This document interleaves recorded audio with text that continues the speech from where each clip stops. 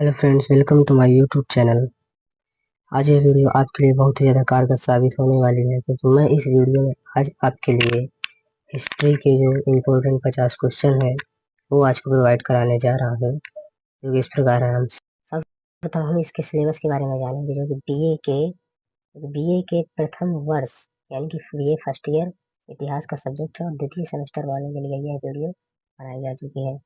क्योंकि इस वीडियो में मैं आपको सर्वप्रथम सिलेबस के बारे में समझाऊंगा, जो कि और खिलजी। ठीक है दोस्तों, यूनिट आई में दिए हैं प्रारंभिक तुर्क और खिलजी। यूनिट दूसरे में दिए हैं, इसमें दिए तुगलक एंड लोदी। यूनिट दूसरा है उसमें दिए तुगलक एंड लोदी। ठीक है दोस्तों,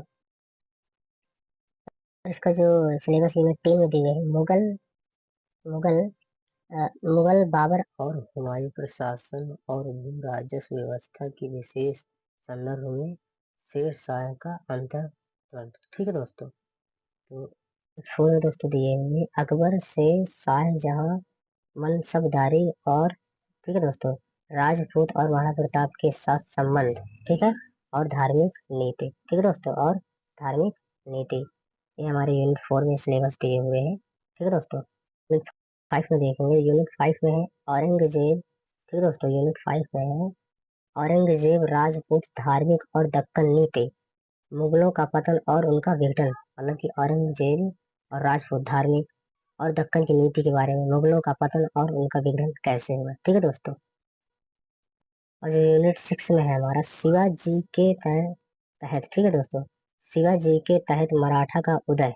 ठीक है, प्रशासन, राजस्व प्रणाली, हिंदू पद और पदशाही और पूर्व मुगल की अवधारणा। ठीक है दोस्तों, और जो यूनिट 7 में है हमारा मुगल काल में वास्तुकला और चित्रकला का विकास। ठीक है, जो हमारा यूनिट 7 में है मुगल काल में वास्तुकला और चित्रकला का विकास। ठीक है दोस्तों, और जो हमारा यूनिट 8 में दिए है भारत में सूफीवादी। ठीक है दोस्तों, भारत में सूफीवादी का विकास।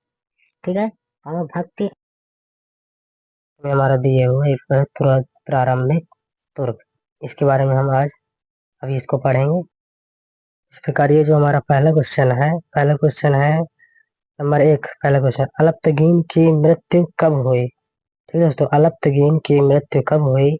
इसका जो राइट आंसर है वो है डी, यानी कि 966 ईस्वी। ठीक है दोस्तों, 966 ईस्वी में। ठीक है, क्वेश्चन नंबर दूसरा, अलप्तगीन ने किस वर्ष गजनी पर अधिकार किया। तो इसका जो राइट आंसर है वो है दोस्तों बी। ठीक है दोस्तों, फिर से ध्यान से सुनेंगे। अलप्तगीन ने किस वर्ष गजनी पर अधिकार किया, जिसका राइट आंसर है वो है बी। ठीक है दोस्तों, क्वेश्चन नंबर तीन में थी सुबुक्तगीन। ठीक है, अलप्तगीन, फिर से ध्यान से सुनेंगे दोस्तों। अलप्तगीन का निम्न में से कौन सा उत्तराधिकारी 977 ईस्वी में प्रतिगीन की मृत्यु के पश्चात गद्दी पर बैठा। ठीक है दोस्तों, तो इसका जो राइट आंसर होगा वो है सी, यानी कि सुबुक्तगीन। ध्यान से देखेंगे। ठीक है दोस्तों, क्वेश्चन नंबर 14 है कि सुबुक्तगीन ने कितने वर्ष शासन किया। ठीक है, ध्यान से सुनेंगे। सुबुक्तगीन ने कितने वर्ष शासन किया, जो इसका जो राइट आंसर है वो है दोस्तों डी, 20 वर्ष। ठीक है दोस्तों, ध्यान से सुनेंगे। अब पांचवा क्वेश्चन नंबर है अमीर महमूद गजनी के सिंहासन पर किस वर्ष बैठा। इसका जो राइट आंसर है दोस्तों वो है सी, यानी कि 997 ईस्वी पर सिंहासन पर बैठा। ठीक है दोस्तों, क्वेश्चन नंबर छठवां है महमूद का पहला आक्रमण किस सन में हुआ। इसका जो राइट आंसर है वो है दोस्तों डी, यानी कि 1000 ईस्वी में। ठीक है दोस्तों, क्वेश्चन नंबर 7वां, महमूद ने ठीक है दोस्तों, महमूद ने 1005 ईस्वी में कहाँ आक्रमण किया था। बहुत इंपॉर्टेंट क्वेश्चन है। महमूद ने 1005 ईस्वी में कहाँ आक्रमण किया था। इसका जो राइट आंसर है वो है डी। ठीक है दोस्तों, इसका जो राइट आंसर है वो है डी, यानी कि थानेश्वर में। ठीक है दोस्तों, थानेश्वर में। क्वेश्चन नंबर 8 देखेंगे। क्वेश्चन नंबर 8 में दिए है महमूद ने पंजाब पर किस वर्ष आक्रमण किया।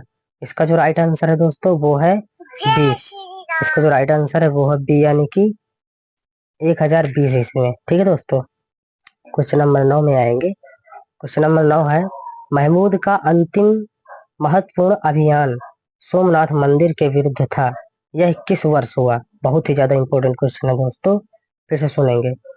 महमूद का अंतिम महत्वपूर्ण अभियान सोमनाथ मंदिर के विरुद्ध था, यह किस वर्ष हुआ? इसका जो राइट आंसर है वो है सी, यानी कि 1025 ईस्वी में। ठीक है दोस्तों, बहुत ही ज्यादा इंपॉर्टेंट क्वेश्चन है, वीआईपी क्वेश्चन है ये वाला। ठीक है, अक्सर एग्जाम में ये वाला। चौहानों का राज्य कहाँ था? ठीक है दोस्तों, इसका जो क्वेश्चन नंबर 10 है, चौहानों का राज्य कहाँ था, इसका राइट आंसर है डी। ठीक है दोस्तों, अजमेर में। चौहानों का राज्य कहाँ था? तो अजमेर में। ठीक है दोस्तों, क्वेश्चन नंबर 11 में आएंगे।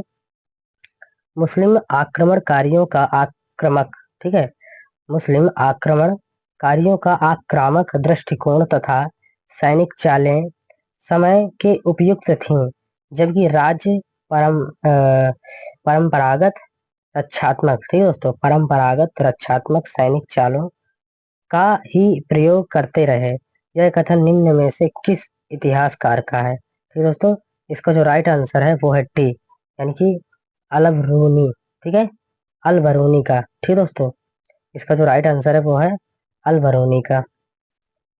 क्वेश्चन नंबर 12 में आएंगे। क्वेश्चन नंबर 12 है, महमूद गजनवी ने भारत पर कितनी बार आक्रमण किया? बहुत ही ज्यादा इंपॉर्टेंट क्वेश्चन है दोस्तों, ये तो बहुत कॉमन क्वेश्चन है, सबको आता है। 17 बार।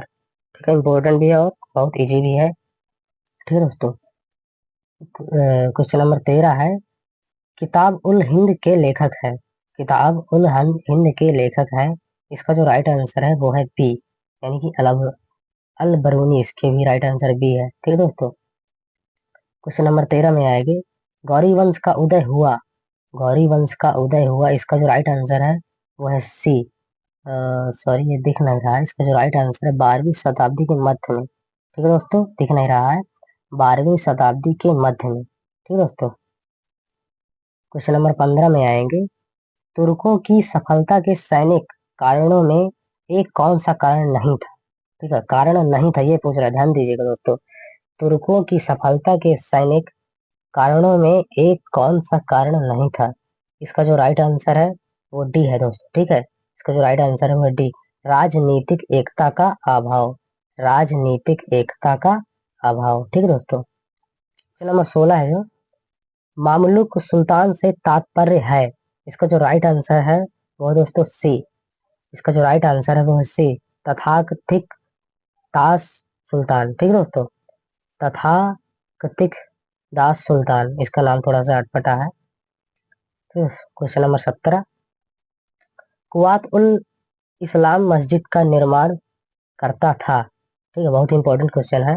कुवात उल इस्लाम मस्जिद का निर्माण करता था, इसका जो राइट आंसर है वो है टी, फिरोज शाह तुगलक। ठीक है दोस्तों, फिरोज शाह तुगलक। क्वेश्चन नंबर 18, हसन निजामी नामक प्रसिद्ध विद्वान का आश्रयदाता था। ठीक है, हसन निजामी नामक प्रसिद्ध विद्वान का आश्रयदाता था, इसका जो राइट आंसर है वो है टी। इनमें से कोई भी नहीं है, ना तो कुतुबुद्दीन ऐबक है, और ना ही तो इल्तुतमिश है, और ना तो बलबन है। इसका जो राइट आंसर है कोई भी नहीं, तीनों चारों आपको तीनों ऑप्शन में से 20 नंबर में आएंगे। 20 नंबर में है, कुतुब मीनार का निर्माण किसने पूरा किया? बहुत इंपॉर्टेंट क्वेश्चन है, कुतुब मीनार का निर्माण किसने पूरा किया? इसका जो राइट आंसर है वो है सी, बहुत इंपॉर्टेंट क्वेश्चन है, इल्तुतमिश। ठीक है दोस्तों, याद रखेंगे इल्तुतमिश। ठीक है दोस्तों, किस तुर्कान ए चिहालगानी नामक तुर्की दासों के प्रसिद्ध दल का गठन किया था? इसका जो राइट आंसर है वो है दोस्तों बी, इसका जो राइट आंसर है वो है बी, इल्तुतमिश ने। ठीक है दोस्तों, ध्यान से देखेंगे। क्वेश्चन नंबर 22, 1206 ईस्वी में गद्दी ग्रहण करने पर कुतुबुद्दीन ने उपाधि धारण की थी, इसका जो राइट आंसर है वो है दोस्तों सी, मतलब कि ए व बी, इसका मतलब दोनों दोनों ए और बी का मतलब होता है सिपाह सालार और मलिक। ठीक है, सिपाह सालार और मलिक, इसका जो राइट आंसर है वो है सी, ए व बी दोनों। ठीक है दोस्तों, क्वेश्चन नंबर 23 में आएंगे। क्वेश्चन नंबर 23 है, गौरी ने सर्वप्रथम ऐबक को किस महत्वपूर्ण पद पर नियुक्त किया था? ठीक है दोस्तों, इसका जो राइट आंसर है वो है बी, इसका राइट आंसर क्या है? बी यानी कि अमीर ए शिकार। ठीक है, अमीर अ शिकार। ठीक है दोस्तों। क्वेश्चन नंबर 24, गौरी के सहायक के रूप में ऐबक ने ताराधून के कौन से युद्ध में भाग लिया था? ठीक है दोस्तों, इसका जो राइट आंसर है वो है बी। इसका राइट आंसर क्या है? बी, ताराधून के द्वितीय युद्ध में। ठीक है, गौरी के सहायक के रूप में ऐबक ने ताराधून के कौन से युद्ध में भाग लिया था? तो इसका जो राइट आंसर है द्वितीय युद्ध में। ठीक है दोस्तों, ताराधून के द्वितीय युद्ध में। ठीक है दोस्तों, याद रखेंगे। क्वेश्चन नंबर 26 है, कुतुबुद्दीन को विधिवत दासता से मुक्ति प्राप्त हुई थी। इसका जो राइट आंसर है दोस्तों वो है सी। इसका राइट आंसर है 1208 ईस्वी में। ठीक है दोस्तों। क्वेश्चन नंबर 27 में आएंगे, ऐबक के शासन में उसकी मुख्य प्रतिद्वंदी था। ठीक है, ऐबक के शासन में उसके मुख्य प्रतिद्वंदी था। इसका जो राइट आंसर है दोस्तों वह है डी। ये सभी उसके क्या थे? प्रतिद्वंदी शासक थे। ठीक है दोस्तों, जैसे ताजुद्दीन यल्दावज, ठीक है दोस्तों, नासिरुद्दीन कुबाचा और राजपूत। ठीक है, ये सभी यानी कि इसका जो राइट आंसर है वो है डी। ठीक है दोस्तों। क्वेश्चन नंबर 28, ऐबक गजनी में केवल 40 दिन शासन क्यों कर सका था? ठीक है, ऐबक गजनी में केवल 40 दिन शासन क्यों कर सका था? इसका जो राइट आंसर है दोस्तों वो है डी। ठीक है, इसका जो राइट आंसर है वो है डी, इनमें से कोई नहीं। ठीक है दोस्तों। तो गजनी के नागरिकों के 29 है, आलिमदार ने किस प्रवृत्ति के कारण खिलजी सरदारों द्वारा बंदी गृह में डाल दिया गया था? ठीक है, इसका जो दोस्तों राइट आंसर है वो है बी, यानी कि क्रूरतापूर्ण प्रवृत्ति। ठीक है, अपनी क्रूरतापूर्ण प्रवृत्ति के कारण। ठीक है दोस्तों। क्वेश्चन नंबर, इस इम्पोर्टेंट नहीं है। ठीक है, यहाँ से क्वेश्चन नंबर 31 में आएंगे, ऐबक के दरबार में निम्नलिखित में कौन सा इतिहासकार आश्रित था? क्वेश्चन नंबर 31 है, ध्यान से सुनेंगे दोस्तों। ऐबक के दरबार में निम्नलिखित में से कौन सा इतिहासकार आश्रित था? इसका जो राइट आंसर है दोस्तों वो है सी, यानी कि दोनों ए व बी, यानी कि हसन हसन निजामी और फक्र ए मुदब्बिर। ठीक है दोस्तों। इसका जो क्वेश्चन नंबर 32 में आएंगे, ऐबक ने, क्वेश्चन नंबर 32 क्या है? ऐबक ने किस इमारत का निर्माण नहीं करवाया था? ठीक है दोस्तों, इसका जो राइट आंसर है वो है बी। इसका राइट आंसर क्या है?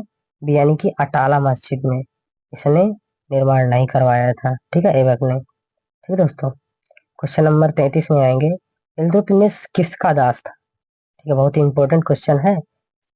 33 नंबर, इल्तुतमिश किसका दास था? इसका जो राइट आंसर है दोस्तों वो है बी। इसका जो राइट आंसर है वो है ऐबक का। ठीक है, इसका जो राइट आंसर क्या है? बी, यानी कि ऐबक का। क्वेश्चन नंबर 34 में आएंगे, इल्तुतमिश को विधिवत दासता से मुक्ति प्राप्त हुई थी। इसका जो राइट आंसर है वो ए। ठीक है दोस्तों, इसका जो राइट आंसर है वो है ए, 1205 ईस्वी में। ठीक है दोस्तों। क्वेश्चन नंबर 35 में आएंगे, क्वेश्चन नंबर 35 है, ऐबक ने इल्तुतमिश को खरीदा था। ठीक है दोस्तों, ऐबक ने इल्तुतमिश को खरीदा था। इसका जो राइट आंसर है वो है, कहाँ खरीदा? दिल्ली में खरीदा था, लाहौर में खरीदा था, या गजनी में खरीदा था, या अजमेर में खरीदा था? तो इसका जो राइट आंसर है वो है दोस्तों सी, गजनी में खरीदा है। ठीक है दोस्तों। क्वेश्चन नंबर 37 में आएंगे, मंगोलों के निम्न में से किस सरदार ने इल्तुतमिश के काल में आक्रमण किया था? ठीक है दोस्तों, क्वेश्चन नंबर 37 फिर सुनेंगे, मंगोलों के निम्न में से किस सरदार ने इल्तुतमिश के काल में आक्रमण किया था? इसका जो राइट आंसर है दोस्तों वो है ए। क्या है इसका राइट आंसर? वो है चंगेज खान ने। ठीक है, चंगेज खान ने। क्वेश्चन नंबर 38 में आएंगे, 40 अमीरों के दल का गठन करता था। बहुत इंपॉर्टेंट क्वेश्चन है। 40 अमीरों के दल का गठन करता था। इसका जो राइट आंसर है दोस्तों वो है सी। राइट आंसर है सी, इल्तुतमिश। ठीक है दोस्तों।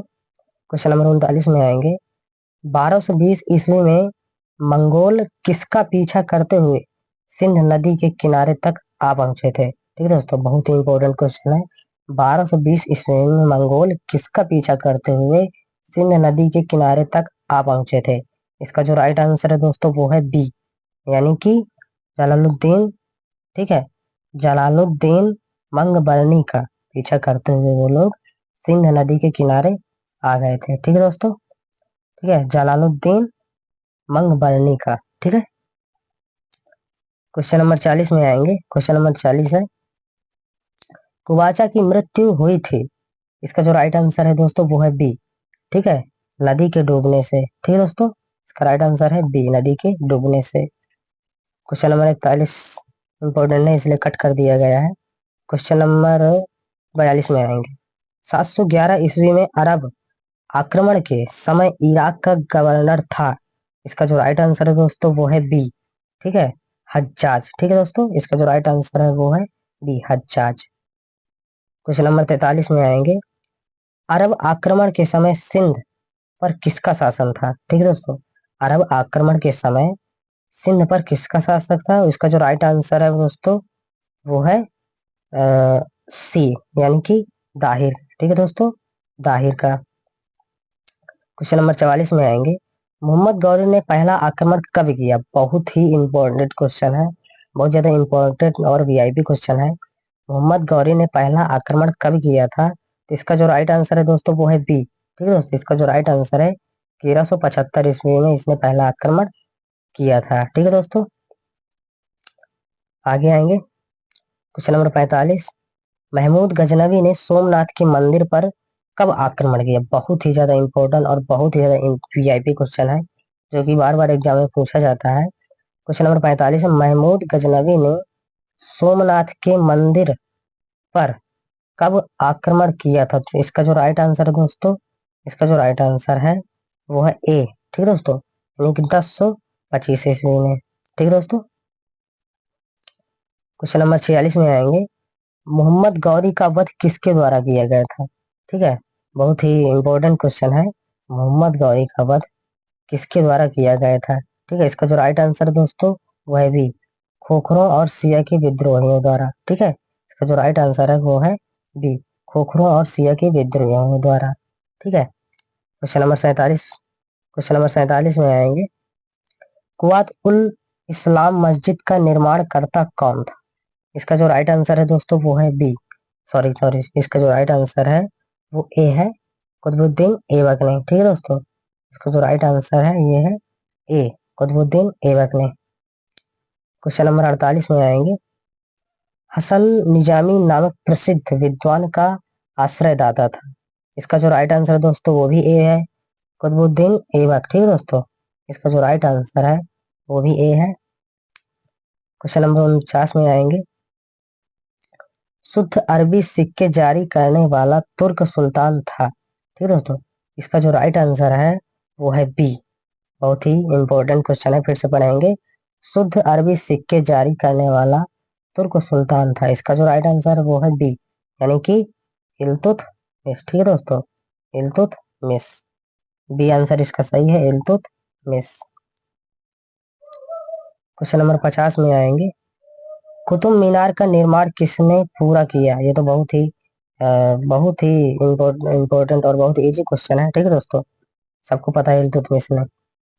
ठीक है, इस प्रकार बीए के आपके फर्स्ट ईयर के सेकंड सेमेस्टर के जो एएमआर के एग्जाम होते हैं उसके इम्पोर्टेंट क्वेश्चन 50 क्वेश्चन हल करवा दिए हैं मैंने। आई होप कि वीडियो आपको अच्छा लगा होगा, तो प्लीज वीडियो को लाइक और शेयर, चैनल को सब्सक्राइब करिएगा। ठीक है दोस्तों, और जो भी बीए के स्टूडेंट हो उनको भी यह वीडियो शेयर करिए ताकि वो भी यह 50 क्वेश्चन इंपॉर्टेंट क्वेश्चन को हल कर जाएंगे। ठीक है दोस्तों, थैंक यू।